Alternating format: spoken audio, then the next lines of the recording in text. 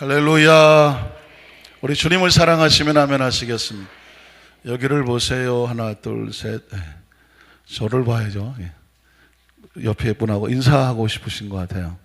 옆에 분하고 인사를 하실 때 마음껏 축복을 해주시는 것입니다. 왜냐하면 믿음의 사람들의 간구를, 입술의 고백은 누가 들으실까요?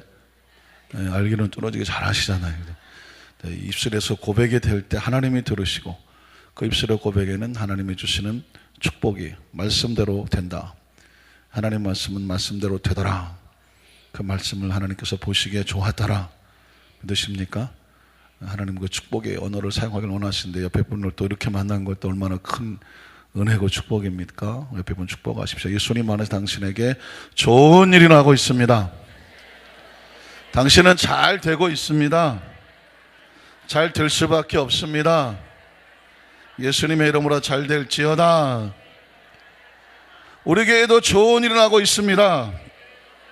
우리에게는 잘 될 수밖에 없습니다. 예수님의 이름으로 잘 될지어다. 나에게도 좋은 일이 나고 있습니다.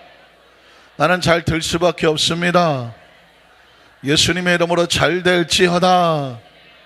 할렐루야.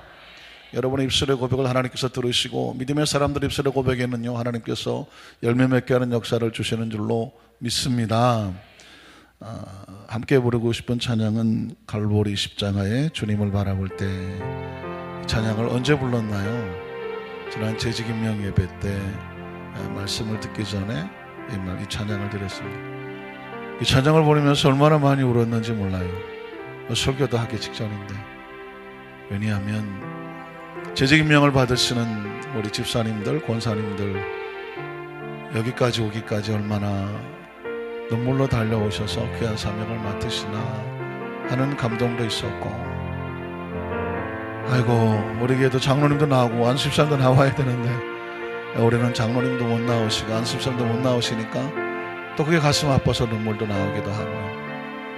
또 주일 예배 다 들으셨는데 3시에 재직임명 예배라고 또 나오신 분들이 너무 귀해서 눈물이 나고, 그렇게 광고를 했는데 안 나오신 분들 때문에 그냥 서러워서 눈물 나고. 왜냐하면 사실 작정하고 1년에 한 번 재직 세미나 우리가 어떻게 신앙생활을 해왔으면 어떻게 신앙생활을 해야 되나 사실 마음에 작정하고 어려운 발걸음이지만 제가 부탁에 부탁, 요즘 또 청탁 잘못하면 또 김영란법에 걸린다고 그러는데, 그렇지만 다른 청탁도 아니고 다른 부탁도 아니고 세미나에 오셔서 우리가 말씀으로 은혜 받고 도전 받고 새롭게 신앙하자라고 하는 결단이었거든요. 어쨌든 이것도 감사하고 저것도 감사하고. 사실은 왜 울었느냐면 목사 안수 받았을 때에 무엇을 보고 어떻게 결단했을까. 우리의 신앙은 그 첫사랑, 첫 신앙 고백 왜 우린 자꾸 잊어버리고 살려고 할까? 어떠십니까? 그 첫신앙과 첫사랑의 신앙의 고백을 다시 회복하면서 예수님의 십자가를 바라보면서 설레이고. 여러분 십자가를 바라보면 설레이십니까? 십자가를 바라보면서 감동이 있으십니까? 감격이 있으십니까? 감사가 있으십니까? 이 신앙의 이 십자가를 바라보고 감동과 감격과 감사가 없으면 그 신앙은 거의 죽은 신앙과 방불합니다. 살아있어도 얼마 남지 않으시는 거예요. 십자가를 바라보는데 감동이 없고 감격이 없고 감사가 없다면 지금 우리가 행위는 있고 모습은 있지만 하나님과의 관계 속에서 이 심령의 이 영적인 생명은 누구도 장담 못하죠. 적어도 우리 여의도시 만산교회 성도들은 중요한 것은 하나님 앞에 드려지는 감동과 감격과 감사다. 그런 예배가 될 때 예배가 의미가 있는 것입니다. 우리 사랑하는 성도 여러분, 이 찬양을 함께 부르면서 우리의 첫사랑을 회복하고 또 무장하고 그 십자가 앞에서 감동과 감격과 감사의 고백이 드려졌으면 좋겠습니다.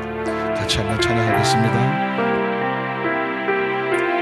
갈보리 십자가에, 갈보리 십자가에 주님을 바라볼 때 하나님 그 주신 사랑 너무나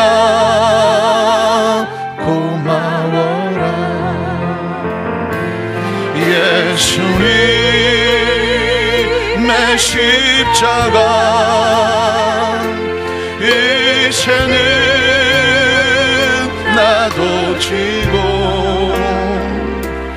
이 생명 나 바쳐서 주님은 따르리라. 우리에게 믿음과 소망을 주시며 사랑으로 세상을 이기게 하신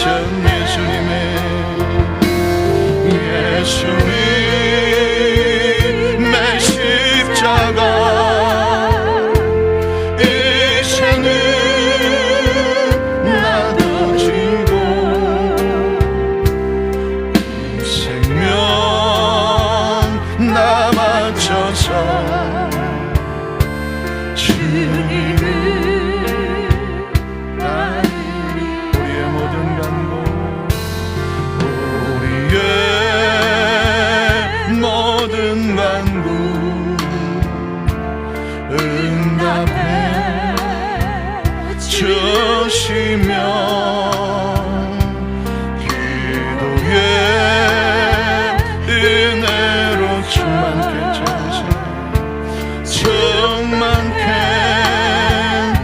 채우시. 우리 두 손 들고 예수님의 십자가 이제는 나도 지고 이 생명 나 바쳐서 주님을 따르리라.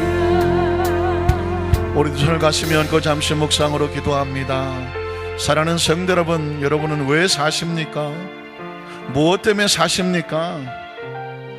생명의 의미는 무엇이고 가치는 무엇일까요? 동물들은 그런 생각을 하지 않습니다. 그러나 영을 가진 하나님의 사람들은 하나님을 알고 창조주를 알고 예수님의 구원을 알고 영생을 알고 하나님의 자녀된 것을 알기에 우리가 왜 살아야 하는지, 무엇 때문에 존재하는지 이유는 딱 하나, 사명입니다. 사명 때문에 구원받고 사명 때문에 직분 주고 사명 때문에 하나님께서 생명을 주시고 사명 때문에 여기까지 우리 인도하셨습니다. 우리가 살아 숨쉬어야 한다고 하면 우리에게 남은 것은 하나님의 거룩한 나라의 증인되는 사명이 있기 때문에 그렇습니다. 사명을 잃어버리면 동물적인 생명이죠. 사명을 가지면 영적인 생명이 됩니다. 하나님, 사명을 가진 자는 사명이 마칠 때까지 그 사명 감당하다 하나님께서 영혼육을 지켜주신다고 말씀했는데 우리 안산교회 성도 하나님, 사명 붙잡고 나갑니다. 오늘도 말씀하시옵소서. 하나님 말씀 가운데 사명을 붙잡습니다. 기도합니다. 사명의 능력을 더하여 주시옵소서. 그리고 하나님 감사합니다. 하나님의 성령으로 역사하셔서 사명을 감당하던 영령 우리 마음에 뜨거운 첫사랑이 날마다 충만하게 하시옵소서. 오늘 시간 주의 이름을 세 번 부르고 통성으로 한번 기도합니다. 주여, 주여, 주여. 하나님 아버지 감사합니다. 누구든지 주의 이름을 부르는 자는 구원을 얻으리로다. 주님의 이름을 누가 부릅니까? 사명자들이 부릅니다. 주님의 이름을 누가 부릅니까? 예수가 구주인 것을 아는 사람이 부릅니다. 예수가 생명인 것을 믿는 사람이 부릅니다. 예수님의 이름 하나님의 자녀가 된 사람이 부릅니다. 성령이 아니고서는 아무든지 예수를 구주라고 부를 수가 없다고 말씀하셨으니 성령께서 함께 하시는 자들이 예수님을 구주라고 부릅니다. 그 성령의 능력으로 하나님 앞에 나와서 예배하는 자들이 주님의 이름을 부릅니다. 주여, 주님의 이름을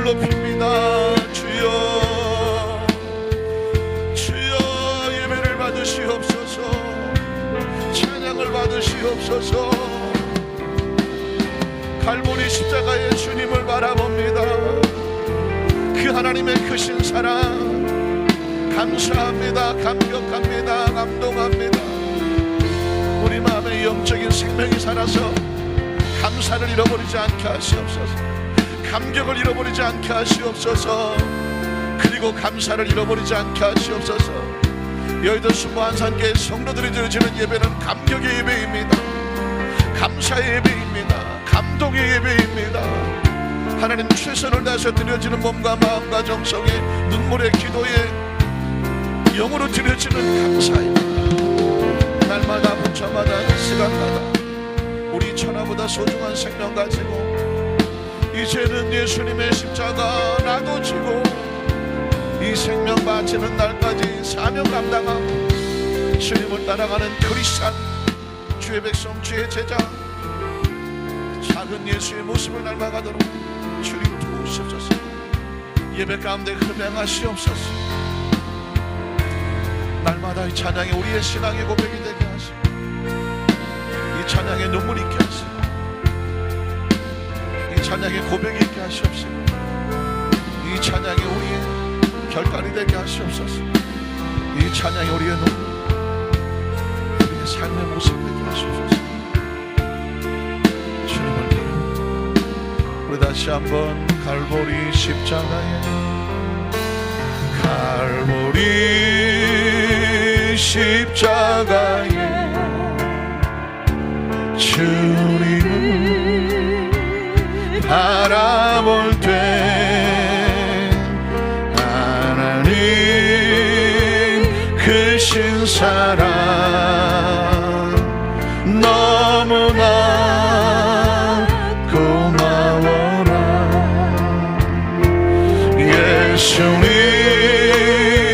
예수님의 십자가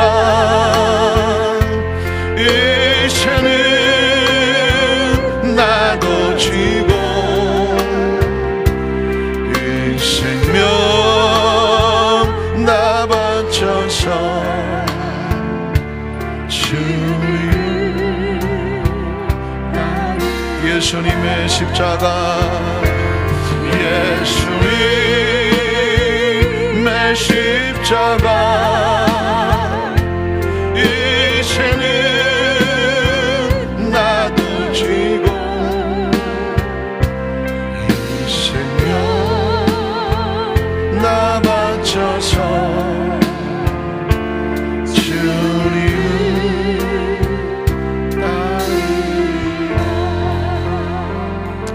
하나님 감사합니다. 하늘이 없다면 땅은 무슨 의미가 있습니까? 천국이 없다면 세상은 무슨 의미가 있습니까? 하나님이 없다면 우리의 생명은 무슨 의미가 있습니까? 얼마나 오래 산다고 또 얼마나 많은 것을 소유하고 얼마나 많은 것을 누린다고 육체가 원하는 것은 배부르고 등 따신 곳에 목숨을 걸지만 우리 영은 하나님을 알고 하나님의 나라를 알고 하나님의 성령을 알고 하나님의 자녀인 것을 알고 천국을 알고 아버지를 알고 예수님의 길과 진리와 생명을 알아서 영으로 살고 마음으로 살지 아니하고 영으로 살고 육으로 살지 아니하고 하늘을 바라보고 꿈꾸며 세상에 마음 빼앗기지 아니하고 하늘의 소망을 두고 가는 지혜롭고 슬기로운 처녀들과 같으며 예배 갖는 우리 모든 성도들 이 찬양의 고백이 평생의 신앙 고백 되게 하시고 하나님 음성의 귀를 기울이며 하나님 말씀을 가슴에 끌어안고 우리가 더 주님을 닮아가고 더 주님을 알아가며 더 주님의 은혜 속에 들어가는 진정한 크리스천의 모습이 되도록 주님 역사하여 주시옵소서. 말씀 가운데 치유 역사가 나타나고 말씀 가운데 회복의 역사가 나타나고 말씀 가운데 결단의 역사가 나타나고 말씀 가운데 예수 그리스도의 군사된 영적인 정신력이 확고하게 무장이 되어지는 흔들리지 아니하고 뒤로 물러서지 아니하고 전기를 들고 뒤로 물러서면 내 마음이 저를 기뻐하지 아니한다 그러는 어떤 난관과 어떤 어려움과 어떤 장애물이 있어도 더 십자가 향하여 달려나가는 믿음의 승리하는 용사들이 되게 하여 주시옵소서. 예수님 이름으로 간절히 축복하고 기도드리옵나이다. 아멘. 우리 자교시 한번 축복하실까요? 우린 예수 그리스도의 사명자들입니다. 제자들입니다. 군사들입니다.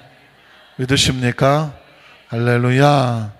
한번 따라하실까요? 하나님 아버지의 일을 하시는 예수 그리스도. 누구의 일을 한다고요?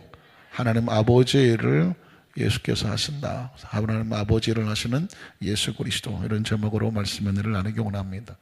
우리가 신앙생활을 하면서 여러 가지 목표와 목적을 갖게 되죠.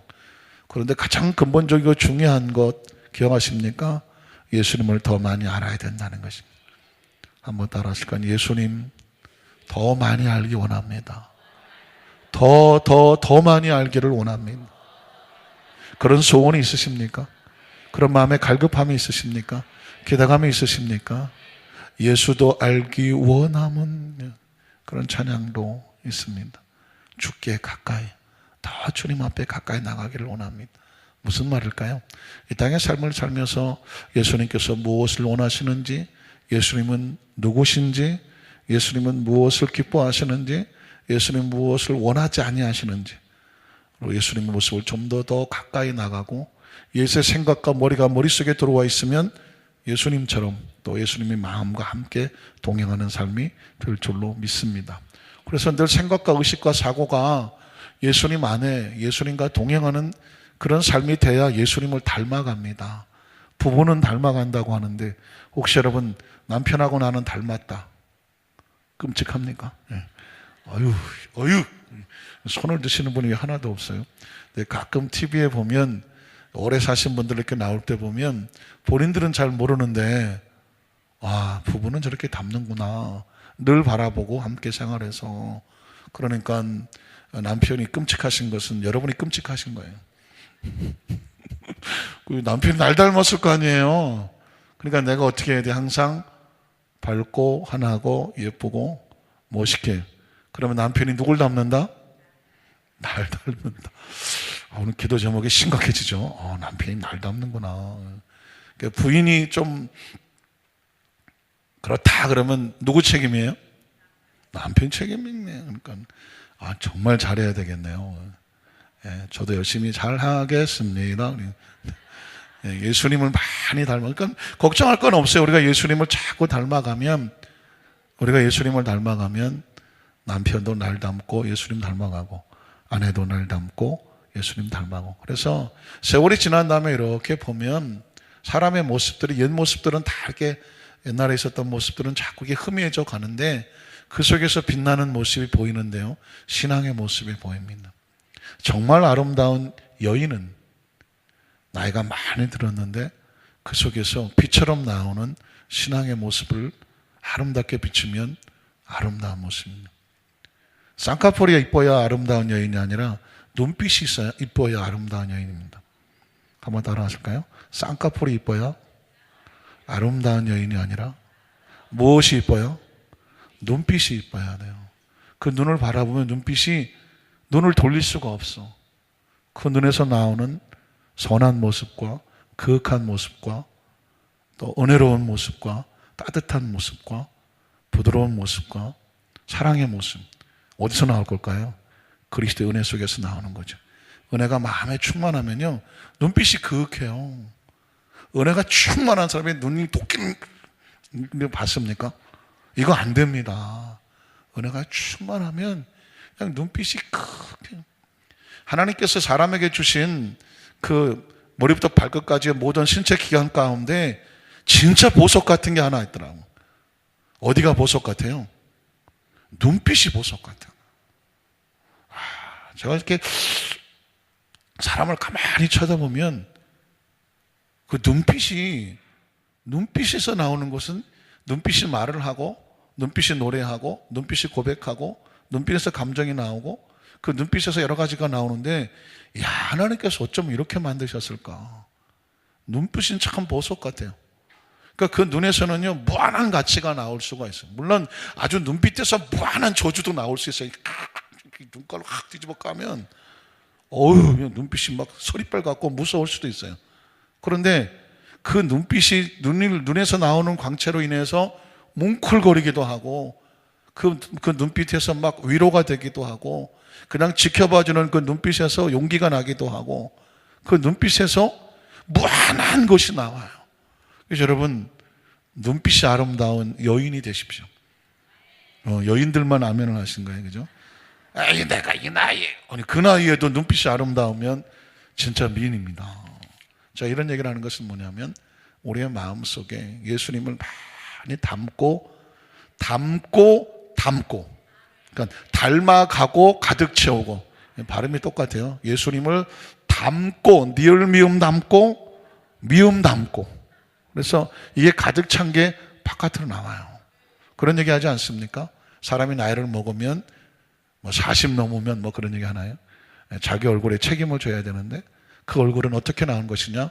그 속에 가득 찬 것이 바깥으로 나온 것이다. 그러니까 우리가 예수로 가득 차서 세월이 지난 다음에 아유, 당신은 살아온 삶이 어땠습니까? 그러면 그 얼굴이 말을 해야 돼요.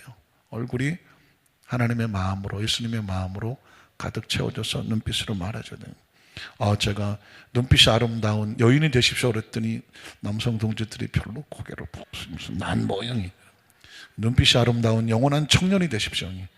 그래서 저도 눈을 제가 똑바로 뜨면 좀 무섭습니다. 잘 몰랐는데, 왜냐하면 제가 군에서 교육대에 있었거든요. 교육대에 있다가 보니까 처음에는 초창기에는 소리도 지르고 몽둥이 들고 돌아다니고 애들 강하게 훈련시키고 그런 걸 해야 하는 게 교육대 구대장이에요. 교관을 하고. 그런데 어느 정도 한 몇 년 하다가 보면 맨날 교육생들은 이제 어린애들이 들어오니까 소리 지르기도 싫고 몽둥이 들고 다니기도 싫고 어쩌기도 싫어요. 뭐 하게 되냐면 눈으로 말합니다. 눈으로 얘기하지. 그냥 눈으로 하게 돼. 그러다 보니까 눈에 힘이 쫙 들어가요. 그게 더 무서운 거죠. 근데 제가 가만히 생각하니까 그래서 그런지 바깥에 제가 나와서 제대하고 나왔는데 눈을 똑바로 쳐다보면 상대방이 무서워한다고 그러는 거예요. 나도 모르게 이제 훈련한 건데. 그래서 저도 사실은 눈을 똑바로 안 뜨려고 애를 많이 쓰죠. 부드럽게 하려고 이거 자꾸 땡기시면. 왜냐면 이게 은혜가 있어야 이 눈빛이 아름답거든. 그래서 우리 안산교회 성도들에게 왜 이런 얘기를 말씀을 드리냐면, 우리가 예수님을 더 많이 알고자 하는 마음, 더 닮아가고자 하는 마음, 예수님의 심령을 품어야 아무리 내가 예수님 많이 알고 담고 내가 공부도 많이 하고 내가 성경을 통독을 하고 내가 기도를 얼마나 많이 하는데 해봤자 눈빛이 싸나오면 말짱 꽝이에요. 은혜 받은 사람의 눈빛이 독할 리가 없잖아요. 은혜 받은 사람의 눈빛이 싸나울 리가 없잖아요. 은혜 받은 사람의 그 눈빛에서 저주가 나올 리 없잖아요. 은혜 받은 사람의 그 눈빛에서 그냥 세상적인 어떤 다른 감정으로 상대의 아픔을 주려고 할 수 없잖아요. 그래서 우리는 예수님을 더 많이 알고 알아야 된다. 그래서 오늘 3일 예배 이렇게 나오실 때 이 자리가 귀한 것은 뭐냐면, 제가 가만히 보니까 우리 많은 성도들이 낮에 직장을 다니시면 이 자리를 못 나오시더라고요. 이 자리에 나올 수 있는 것도, 직장에 계신 분들도 얼마나 안타까워 하시겠습니까? 그러니까 이 자리에 나와 있는 것도 은혜예요. 그러니까 소중하고 귀하되 예수님 모습을 더 많이 닮아가고자 하는 그 간절한 간구의 그 심령을 가지고 있을 때 그 속에 역사자 하나님 은혜가. 배가 너무 고프면 음식이 너무 맛있잖아요. 배가 불러서 이걸 밥이라고 주는 거야 이러고 있는 사람들에게는 음식이 아무런 의미가 없어요. 그래서 오늘 이 말씀에 대한 간절한 사모함이 있을 때 그 말씀 한 절 한 절이 저와 여러분의 영혼을 철저하게 하고 예수님을 닮아가게 하는 줄로 믿습니다. 여러분, 요한복음 5장의 가장 중요한 핵심 중에 하나는 뭐냐면 예수 그리스도는 생명이다. 한번 따라하실까요? 예수 그리스도는 생명입니다. 여러분, 자다가 깨도 벌떡 하신 예수님은 생명이다. 기억하십니까? 38년 된 그 환자를, 아무도 도와주지 못했던 사람을, 그 미문에 앉아있던 베데스다 연못에 있었던 그 환자를, 베데스다 연못이 동해도 들어갈 수도 없었던 환자를, 스스로는 구원할 수도 없었던 환자를 예수님께서 그를 치료해 주지 않습니다. 예수가 생명이다. 그런데 예수가 생명이다 하나로 끝나지 않아요. 그 메시지 쪽에서 그 생명은 어떻게 치유하시는가? 은혜로 치유하신다. 값 없이 치유하신다. 한번 따라하실까요? 예수님의 치유는, 예수님의 생명은 은혜로 주시는 것이다. 꼭 기억하셔야 돼요.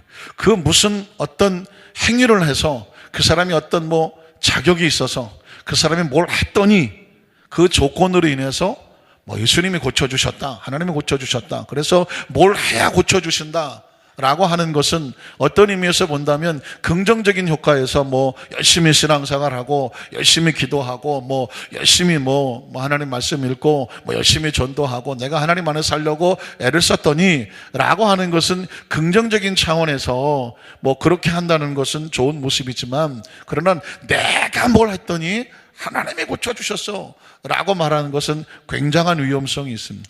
그래서 세 번째 뭐냐면, 신앙은 은혜의 신앙이지 율법의 신앙으로 자기 행위를 강조하고, 나보다 깨끗한 사람이 있으면 나보라 그래, 나보다 기도 많은 사람 나보라 그래, 나보다 내가 이 교회에서 일 많이 한 사람 나보라 그래 라고 하는 뭔가 자신의 행위가 드러내고 강조하면서 그것으로 연결시키는 것은 신앙이 아주 위험한 신앙이고, 예수 그리스도의 은혜의 신앙하고는 거리가 먼 신앙이라, 이 신앙생활 하다 보면 나도 모르게 그런 게 생겨요. 나도 모르게 생깁니다. 그러니까 이제 은혜를 벗어나게 되면 율법적인 신앙의 모습이 자기도 모르게 생깁니다. 예를 들어서 내가 신앙생활을 참 많이 하고 기도도 많이 하고 예배도 많이 드리고 성경도 많이 알아요. 교회 모든 게 익숙해요. 그런데 처음 신앙생활을 하거나 또 중도에 세상에 나갔다 다시 그냥 회개하고 돌아오신 분이나, 그래서 뒤늦게 와서 예배를 드리는 사람들을 볼 때에 사실은 먼저 믿은 사람들이 나중 믿은 사람들이 약간 못마땅할 수가 있어요. 뭐 저 신앙생활을 저렇게 하지? 왜 저렇게 좀 잘 못하지? 라고 판단이 되고 정죄가 되고 손가락질이 되고 비판이 될 수도 있어요. 그때 아주 조심하셔야 돼요.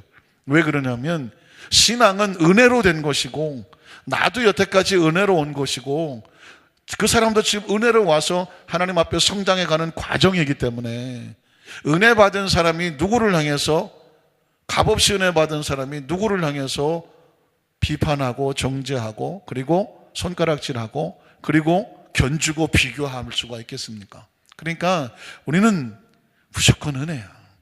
왜냐하면 예수님이 나를 은혜로 고쳐주셨는데, 은혜로 나를 치유해 주셨고 은혜로 나를 구원해 주셨습니다. 그래서 예수님이 땅에 오셔서 가장 핵심적인 중에 하나는 뭐냐면, 이스라엘 백성의 율법적인 신앙을 하나님의 은혜의 신앙으로 바꾸는 것입니다. 그래서 여러분, 이스라엘 백성, 우리가 볼 때 굉장히 이스라엘 그러니까 굉장히 친근하잖아요. 대한민국을 제 영적인 이스라엘이라고 말하고, 또 그래서 이스라엘 나라 성지순례도 가보려고 하고, 이스라엘 나라가 굉장히 중요한 나라이긴 하지만, 그러나 기독교적인 차원에서 보면 가장 잘못된 나라예요. 왜냐하면 예수님이 이스라엘 백성으로 오셔서 유대인이잖아요. 그럼에도 불구하고 예수님께서 그 하나님의 아들이 사랑과 용서와 자비로 나도 너를 정죄치 않는다라고 하시는 그 분께서, 예수님께서 아주 심하게 욕을 하거나 저주하거나 막 분노하거나 막 상을 뒤엎거나 막 채찍을 휘두르거나 그런 행위를 하셨다고 하면 어디에다 하셨느냐? 율법적인 신앙에다가 하신 거죠. 이 독사의 식쟁이들아, 무슨 말인지 모르셨죠? 이 독사의 자식들아 하고, 회칠한 무덤들아. 왜냐하면 유대인들은 바위에다가 뚫고 거기다가 시신을 넣고 무덤을 막잖아요. 그래 놓고는 무덤이니까 보기에 끔찍하고 이러니까 거기다가 하얀 회를 갖다 흙가를 덮어버려요. 멀리서 보면 하얗고 보기 좋은데 사실은 그 안에 뭐가 들었어요? 시신이 들어있거든. 시체가 썩고 있거든. 그러니까 겉모습은 아주 화려한데 속은 썩어 있어요. 그러니까 겉의 형식은 아주 빛깔번쩍하고 그럴듯한데 그 속엔 은혜는 없어요. 비판과 정죄와 손가락질로 그냥 아주 그냥 막 죽이고 싶어서 못 살아. 속이 썩어 있는 거죠.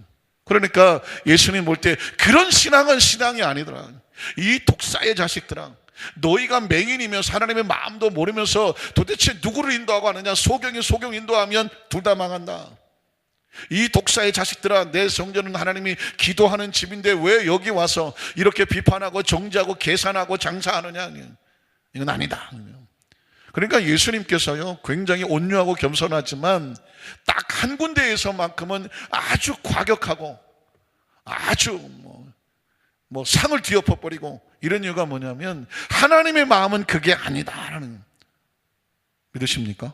그래서 여러분, 적어도 이 예수 그리스도의 복음에 관해서 반드시 아셔야 되는데, 어쩌면 여러분이 이제까지 신앙생활 하시면서 제가 이 부분에 요한복음에서 선교하는 이 부분에 대해서 들어보신 적도 있으실 것이고, 어떤 분은 처음 들으시는 분도 있을 수도 있어요. 그러나 중요한 것은 요한복음에 대해서는 선포하는 이 복음의 정신은 이게 신앙의 핵심입니다. 믿으십니까? 이게 신앙의 핵심이에요. 그리고 나서 그 다음에 성령도 있고, 그 다음에 치유도 있고, 그 다음에 축복도 있고, 믿으십니까? 그 다음에 봉사도 있고, 그 다음에 예물도 있고, 그 다음에 다른 것도 있는 거예요. 그러니까 집을 지으려면 터를 닦아야 되지 않겠습니까? 터가 짓지 않은 곳에 뭐 화려하게 얹어놨다 모래 위에 치워놓으면 다 날아가 버리지 않습니까? 그러니까 신앙의 가장 기본적인 것은 뭐냐? 우린 철저하게 은혜로 구원받은 거예요. 우리에게 비판하고 정죄하고 남을 쳐서 죽일 그럴 우리에게 권한도 없고 그래서도 안 되는 거예요. 믿으십니까? 그러니까 철저하게 우리는 너도 살고 나도 살고 하나님의 은혜의 정신으로 무장을 해야 돼. 그리고 그 후에 성령이어야 돼. 그리고 그 후에 치유, 그 후에 축복, 그리고 그 후에 봉사, 그리고 위에 뭐 전도, 기도 이런 것들은 그 은혜 위에 이게 서야 돼요. 이게 은혜의 발판이 아닌 다음에 그 율법적인 신앙을 가지고 있는 사람이 기도 생활을 많이 한다. 그럼 뭐라고 말하냐면 나만큼 기도 많은 사람 나오라 그래. 그게 뭘까요? 벌써 남하고 비교를 하면서 은혜가 없이 자신이 기도 많이 한다고 하는 뭐가 들어갔어요? 율법적인 의가 들어가 있죠. 나보다 전도 많이 한 사람 나오라 그래. 전도도 못하는 것들이. 내용은 괜찮아요. 전도 많이 하잖아요. 그런데 전도를 많이 함으로 뭐가 올라가? 자신의 의가 올라가고 있죠. 그러니까 전도는 열심히 해놓고 가장 기본적인 뭐가 없어요? 은혜를 잃어버렸잖아요. 그래서 신앙은 굉장히 중요하죠. 근데 신앙의 본질은 뭐냐? 예수 그리스도의 복음은 뭐냐? 철저하게 사랑과 용서인데 이 사랑과 용서의 밑바닥은 은혜예요. 은혜입니다. 그래서 제가 처음에 눈빛이 그윽해라 한 얘기가 뭐냐면 그 눈빛이 그윽하다는 얘기, 눈빛은 속일 수가 없는 거예요. 목사님 그래도 내가 이렇게 속은 안 그렇지만 눈은 잘 웃을 수 있는데요. 이런 걸 뭐라고 말하냐면 썩소라 그러거든요. 썩은 미소. 썩소는 만수무강의 아주 무서운 아주 그 고통을 갖다 줍니다. 그러니까 그렇게 웃는 것이 아닌 그 속에서 은혜로 크게 올라오는 그 진지한 사랑, 진지한 용서, 진지한 긍휼, 그 눈빛이 우리 속에 은혜가 없으면 절대로 나올 수가 없는 겁니다. 그래서 신앙생활 여러분, 저와 여러분이 제가 적어도 여러분의 담임 목사 김유민 목사가 강단에서 선포해야 하는 그 저 목사님의 말씀의 핵심이 뭐냐? 저 목사님은 도대체 무슨 메시지를 가지고 있느냐? 철저하게 예수 그리스도의 복음의 메시지입니다. 이 복음의 메시지를 제가 그냥 오다 가다 들어갔고 그냥 성경 한 구절 가지고 하는 것이 아니라 그리스도의 복음의 메시지만 가지고 적어도 5-6년이에요. 5-6년을 그것도 과정을 통해서 아주 조심스럽지만 이 부분에 대해서도 학문이 있고요. 그리고 이제 전공이 있어요. 그래서 복음 신학에 대한 것에 전공을 하고 논문도 쓰고 학위도 갖고 이렇게 했는데 철저하게 하는 것은 뭐냐면 우리가 신앙의 이 복음의 신학으로 무장하지 않으면 나머지는 전부 다 데코레이션이에요. 그리고 성령 신학이에요. 철저하게 성령.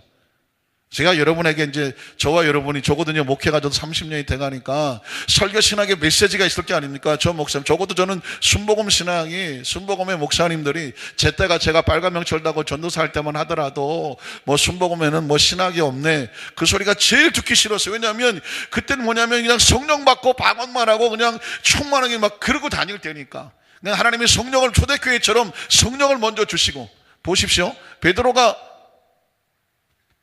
회심하고 나서 뭐부터 맞았냐면 성령부터 받았잖아요. 성령부터 받고 그리고 능력의 역사가 나타나고 그리고 교회가 부흥을 되어버렸어요. 그리고 나서 교회 조직이 생기고 성도를 관리하고 교육시키고 제자 삼고 그 다음에 선교하고 구제하고 이러고 다녔단 말이에요. 그러니 그 과정 속에서 먼저 성령의 역사가 나타나고 방언의 역사가 나타나고 하니까 그게 이제 그리고 기하급수적으로 성도가 부흥이 되니까 뭐가 멈추냐면 따라오는 교육, 따라오는 제자 훈련 이런 것들이 뻗어나가는 거하고 못 쫓아오니까 간혹 그런 소리가 나올 수가 있어. 왜 맨날 성령 충만이냐, 맨날 방언 얘기하냐, 맨날 순복음이냐, 니네만 순복음이냐, 우리는 가짜냐, 이런 얘기가 나왔던 이유가 그래서 나온 거예요. 상황이 그랬다는 말입니다. 그러니까 제가 그 시대 빨간 명찰을 달고 1980 8년도에 전도사고 그 전에 이제 대학원 다니고 공부할 때니까 가장 듣기 싫었던 게 뭐냐면 순복음에 신학이 없다. 저는 그래서 그때 이후로 월요일 날 거의 쉬어본 적이 없어요. 담임 목사 되기 전까지는 매일 어디서 공부하는 데 하면 아침부터 저녁 때까지 진통제 사 먹어가면서 공부를 했어요. 계속 공부를 했어요. 뭐 교단 초월해서 집례교도 가보고 뭐 장로교도 가보고 포스케 교단이나 복음교단도 가보고 뭐 어떤 뭐 감리교 쪽에도 가보고 어쨌든 그것들 다 공부를 했어요. 그리고 공부를 해서 하면서 그런 것들 정립이 되고 세워지면서 그리고 제가 정말 제가 특별히 수요일날 같은 경우는 복음 신학에 대해서 공부를 말씀을 집중적으로 하는데 이 복음 신학에 대해서만 해도 제가 석사 박사 과정을 최소한 5년 6년 이상 했어요. 그러면서 느껴진 게 뭐냐? 철저하게 기독교의 핵심이 뭐냐? 정확하게 짚어줄 수 있죠. 기독교의 핵심, 기독교의 그리스도의 복음은 뭐냐? 사랑과 용서예요. 그리고 그 밑바닥은 은혜예요.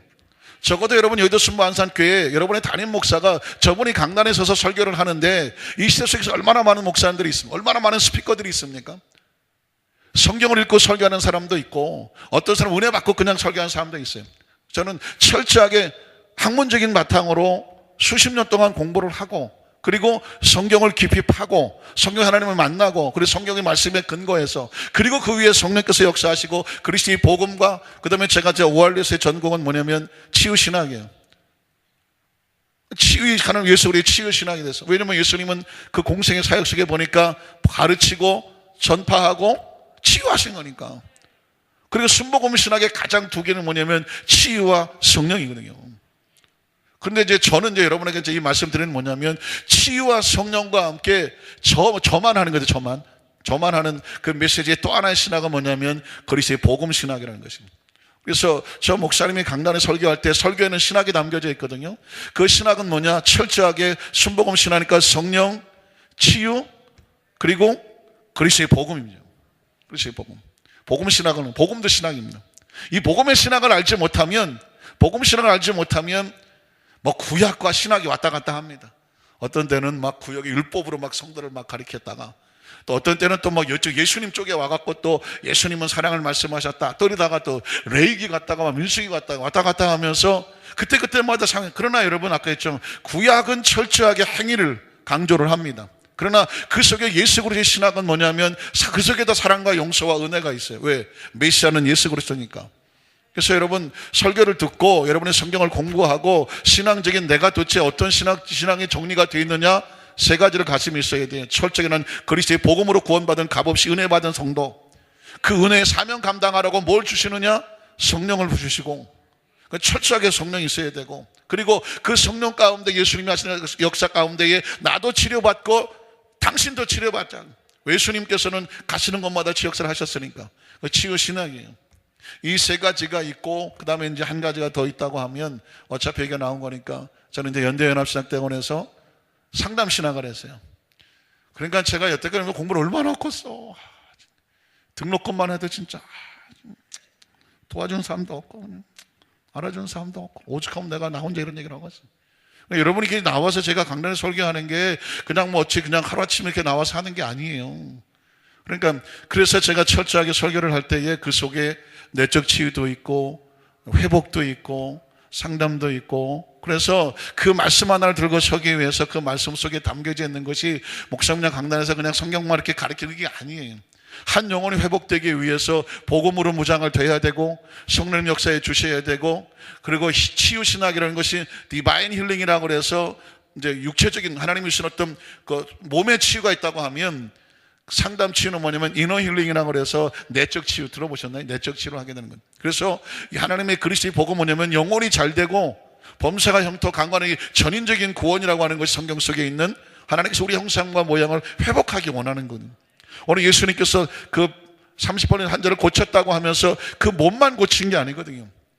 그러면서 만약에 은혜로 고쳤으니까 그 자신은 몰랐지만 은혜로 고쳤으니까 자신이 값없이 은혜 받았잖아요. 다른 사람들은 물속에 제일 먼저 뛰어들어가야 고침을 받는데 이 사람은 지금 값없이 자기를 고쳐주니까 말할 수 없는 은혜를 입은 거 아닙니까?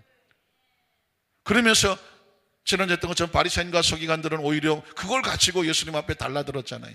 당신이 안식일인데 왜 사람을 고치느냐. 그러니까 신앙이 잘못되면 이 하나님의 역사의 사실에 대해서는 잊어버리고 어떤 인간적인 교리나 조건, 그러면 하면 안 되고 이렇게 하면 안 되고 사람은 자꾸 어떤 카테고리, 어떤 구속을 시키려고 하는 것이 있다는 것입니다. 그래서 적어도 오늘 예배에 참석한 성도님들은 신앙이라는 것은 철저하게 은혜구나. 그리스도의 복음이 은혜. 그래서 내가 받은 은혜가 철저한 사람은 어떻게 하느냐? 다른 사람에게 더 갚아주기 위해서 말할 수 없는 감동이 있어요. 기억하십니까? 수십억 원의 빚을 탕감받은 사람이 길거리에서 만난 15,000원 꼬간 놈한테 너희 시기 위에 15,000원 안 갚아 또 감옥에 쳐버리는 그런 종의 이야기가 예수님 나오지 않습니까? 그러니까 그 얘기를 듣고 주인이 너무 하도 어이가 없어서 내가 너 수십억을 탕감해 줬는데 네 친구 15,000원 그거 안 갚는다고 걔를 갖다가 고소해서 감옥에 집어넣어. 너 다시 감옥에 들어가고 평생 수십억 갚어.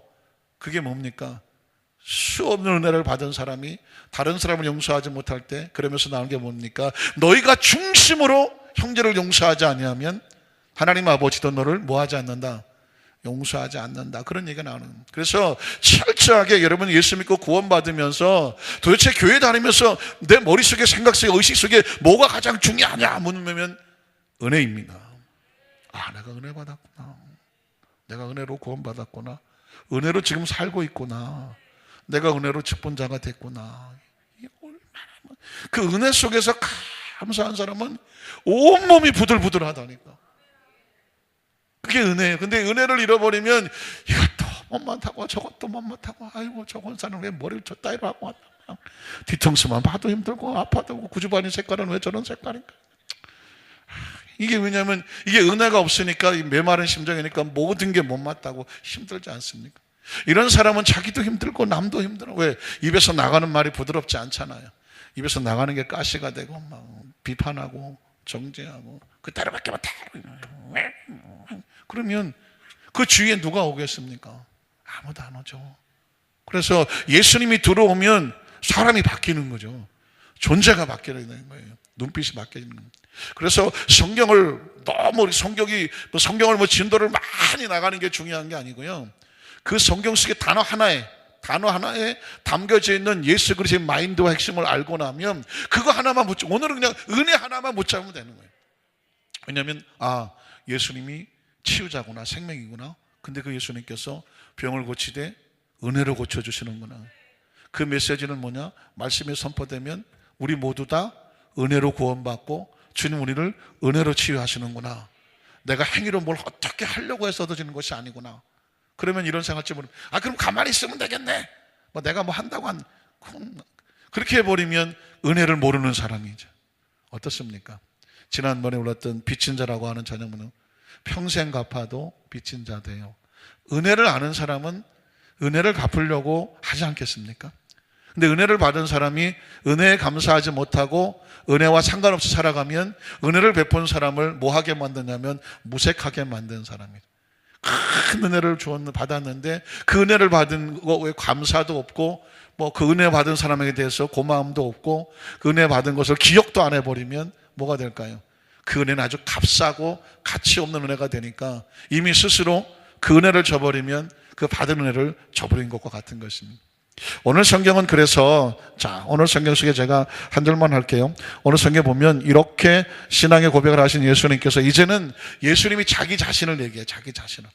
자기 자신을 얘기하시는데 내가 왜 이 사역을 하는지 성경 한 절 한 절을 제가 읽어볼게요. 요한복음 5장 19절을 볼까요? 19절을 보면 그러므로 예수께서 그들에게 이르시되 내가 진실로 너에게 이르노니 아들이 이 얘기를 하게 된 건 뭐냐면 바리새인과 서기관들이 안식일에 왜 사람을 고치느냐, 안식일은 아무것도 아니고 그냥 방구석에 처박혀 있어야지 하면서 율법을 가지고 예수님이 하는 사역을 가지고 비판하고 정죄하고 가둬두려고 하니까 예수님께서 하시는 것은 기분 내켜서 하는 것이고 누가 시켜서 하는 게 아니라 나는 철저하게 하나님 아버지의 일을 하는 거다 라는 것을 지금 예수님 스스로 밝혀내고 있는 것입니다. 그러므로 예수께서 그들이 누굴까요? 바리새인과 서기관들, 예수님의 사역을 핍박하고 비판하고 정죄하고 하나님의 율법을 어기는 것이 아니냐라고 밀어붙이는 사람들을 향하여 모험하는 사람들에게 내가 진실로 저기서 진실로라는 단어가 나올 때는 강조하는 것입니다. 강조. I tell you truth이라고 하는 진실한 말이 나오는데, 이것은 뭐냐면 예수님이 아주 중요한 말씀을 할 때에 강조할 때 쓰는 말이 내가 진실로 너희에게 이르노니 아들이, 자, 예수님은 자기 자신을 아들이라고 말하죠. 성자 하나님, 아버지께서 하시는 일을 보지 않고는 아무것도 스스로 할 수 없다. 성자 하나님이, 성부 하나님, 예수님이 하나님 아버지와 같은 동격이시나 삼위일체이시나 하나님 성부 하나님이 하시는 일을 보지 않고는 성자 예수님 아무것도 스스로 하지 않는다. 이 말은 뒤집어 말하면 예수님이 지금 병을 고치는, 안식에도 불구하고 병을 고치는 것은 하나님 아버지께서 생명을 소중히 여기고 안식일에 상관없이 생명을 살리시는 것을 알고 있기 때문에, 그걸 보셨기 때문에 하나님, 예수님도 스스로 하는 것이 아니라 아버지의 마음을 가지고 아버지와 함께 병을 고친 것이다, 이 얘기를 하시는 거죠. 스스로 할 수 없나니 아버지께서 행하시는 그것을 아들도 그와 같이 행하느니라. 한번 따라 하실까요? 아버지께서 행하시는 그것을 아들도 그와 같이 행하느니라. 자, 그럼 여기서 굉장히 중요한 게 나오죠. 예수님이 하시는 모든 사역은 무엇에 따라 행하셨냐면 하나님 아버지께서 행하시는 것을 보고 그 하나님께서 원하시는 것이기에 하나님 아버지와 함께 행하신 것입니다. 무슨 말인지 아시겠습니까?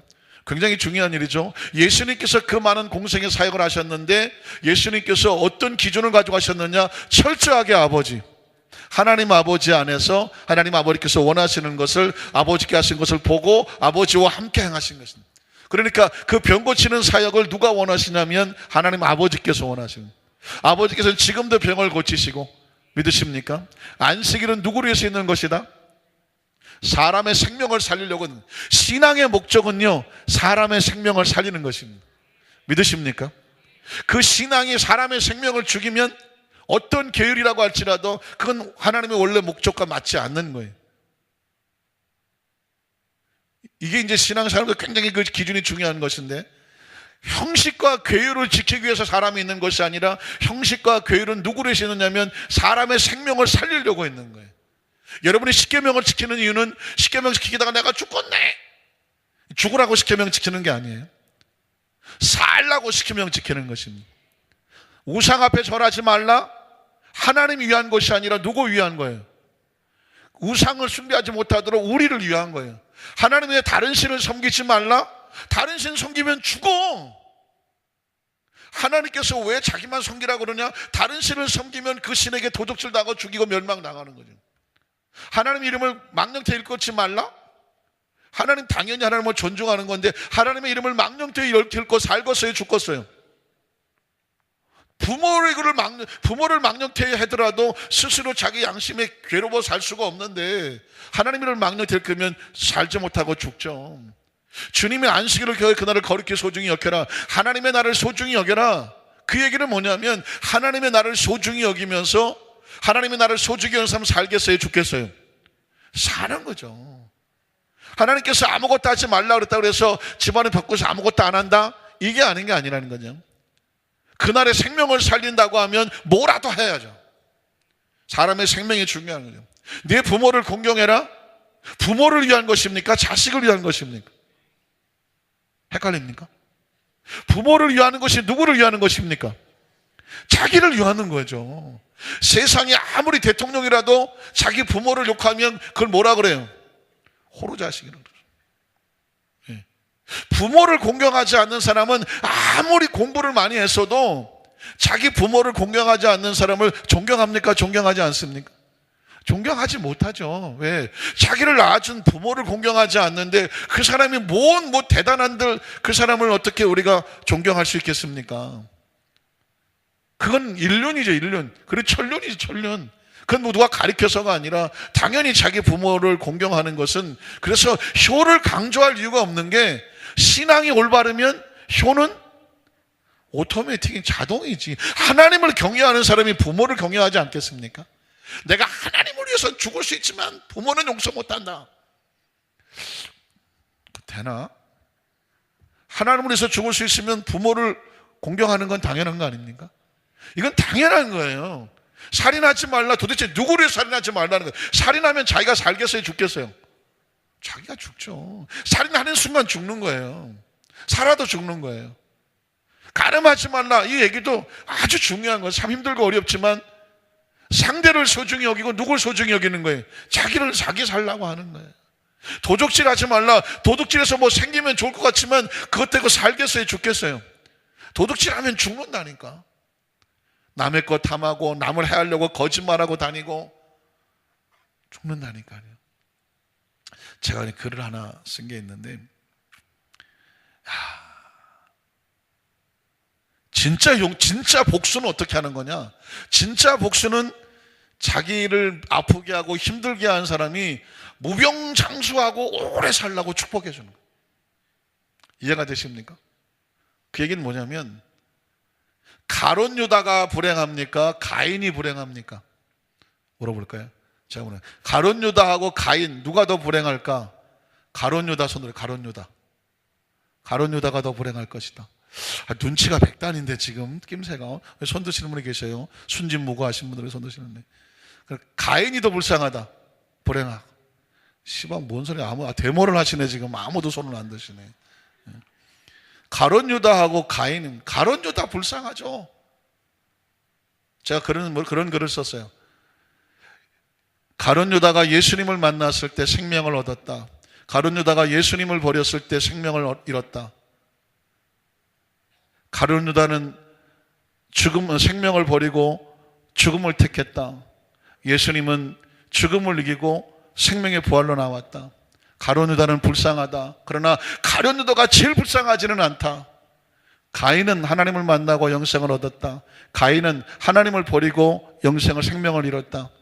가인은 죽음을 선택할 권리도 없었다.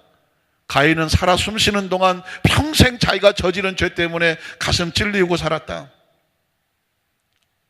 어느 극작가가 그런 말을 썼더라고요. 진정한 복수는 그 사람이 살아 숨쉬며 자기가 당한 고통이 얼마나 힘든 것인지를 두고두고 겪으면서 당하며 장하게 살게 내버려 두는 거다. 그러니까 그 사람을 스스로 복수하지 말라는 얘기와 같아요. 혹시 그런 얘기 해보십니까? 여성 동지들이 너도 네 다음에 시집가서 너 같은 딸을 낳아라. 그런 얘기 들어보신 분들. 손 들어요. 자수해서 광명 찾아보세요. 손 들렁들렁. 손 드시는 분 계시네. 아이고, 축하를 해야 되나 어떻게 해야 되나. 아니 이제 그런 얘기를 들었어요. 목사님, 나는요 평생 우리 엄마한테 너 같은 딸년 낳아서 너도 한번 예미의 심정을 알아봐라 그러면서 그냥 얼마나 그런 소리를 듣고 자랐는데, 나중에 알고 봤더니 우리 딸년이 똑같이 나를 닮아갖고. 그래서 이 여자들이 독하게 나오니까 우린 그런 얘기는 안 하잖아요. 너 나중에 너 같은 아들로 만나갖고 그냥 고생해봐라 뭐 그런 얘기는 좀 안 해본 것 같은데, 여성들은 그러니까 내가 당한 고통을 너도 당해봐라 뭐 그게 아마 가장 최상의 복수인 것 같은데, 사실은 진짜 고통스러운 것은요, 가룟 유다 같이 목매고 죽어버린 건 지가 너무 고통스러워 죽었겠지만, 그래서 가룟 유다는 지가 죽고 끝났다고 치십시다. 그러나 가인은 평생 에덴의 동쪽으로 가서 죽을 때까지 죽지도 못했어. 왜? 이마박에다가 그냥 뭘 하나 박아놔갖고 가인을 만난 사람은 죽이지 마라. 평생 살면서 자기가 당한 아벨을 쳐서 죽인 고통과 아픔과 양심의 가책으로 평생 고통당하면서 그렇게 살게 내버려 둬라. 그게 더 무서운 형벌이라는 거죠. 이해가 가십니까? 그러니까 제가 이제 그 글의 마지막에 그런 말을 쓴 것입니다. 나는 나를 아프게 했던 모든 사람들이 무병장수하며 오래오래 살기를 원한다. 무슨 뜻입니까? 가장 무서운 복수. 그 얘기는 뭐냐면, 내가 그 사람을 미워할 것도 없고, 내가 그 사람에게 뭐 어떻게 쫓아가서 뭐 어떻게 할 것 이유도 없어. 그러니까 크리스찬은, 아까 제가 말한 것은 사실 크리스찬의 심정은 아니에요. 그러나 뭐냐, 가장 가슴 아픈 것은 뭐냐면, 그 마음속에 자기가 저지른 것을 가지고 그 고통 속에 살아가는 것이 얼마나 힘들고 어려운 것인지 모른다. 그러니까 크리스찬은 어떻게 해야 돼요? 사람과 더불어 싸우면서 내가 어떻게 해보려고 지지고 할 이유가 없어요. 그 사람은 그 사람의 길을 가는 거고, 나는 내 길을 가는 겁니다. 예수님께서 가론유다에 그랬죠. 너는 너의 길을 가라. 너는 너의 길을 가라. 나는 나의 길을 간다. 예수님은 십자가를 향해서 묵묵히 가시. 물론 가룟 유다가 팔아서 그래서 고초를 당하고 십자가에 달리시고 고통을 당하셔요. 그러나 예수님은 가룟 유다에 팔려서 가지만 예수님이 선택하신 길을 가시는 거예요. 가룟 유다는 예수를 버림으로 인하여 스스로 그는 생명을 잃었어. 생명을 잃었기에 그는 스스로 살지 못하고 목매달아 비참하게 죽음을 끝나요. 크리스찬은 뭐냐? 그냥 우리 길을 가는 거예요. 예수님처럼 가는 거예요. 예수님 마음을 품고 그대로 하는 거예요.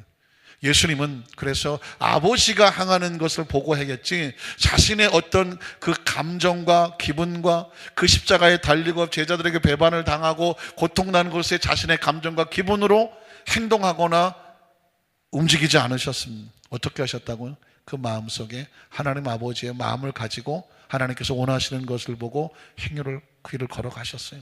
말씀을 정리합니다. 우리 안산교회 모든 성도님들도 우리 속엔 예수님이 기준이고 생명이고 법이고 계명이고 가치입니다. 믿으십니까? 그래서 하나님께서 우리에게 원하시는 모두 다 계명도 우리 살리려고 주는 거고 신앙은 다 우리 살리려고 주는 거예요. 절대 전도하라. 아유 교회에서 맨날 전도하라. 전도 영혼을 살리는 것은 여러분을 살리라고. 여러분이 한 사람을 전도하면서 하늘에 별처럼 빛나고 그 죄인 한 사람이 돌아오면 의인보다 기뻐한다고 하는 것이 성경에 있거든요. 11조를 들으 이것도 11조도 사실 무슨 하나님께서 약속하신 자신 하나님이 주신 축복의 통로를 하시려고 하는 거지. 그걸 어떻게 내가 짐이라고 생각하면 나에게 의미가 없어요. 우리가 전도하는 것도 11조 드리는 것도 예배를 소중히 지키는 것도 개인의 기도 생활하고 기도 앞 기뻐하면서 감사하는 것도 다 나를 위한 거예요. 나를 위한 것. 하나님께서 우리를 위해서 주신 것입니다. 사랑하는 우리 성도님들이 그 안에서 말씀 붙잡고 하나님의 축복의 마음을 가지고 예수님 닮아가신 우리 성도님 되시기를 주님의 이름으로 축복합니다.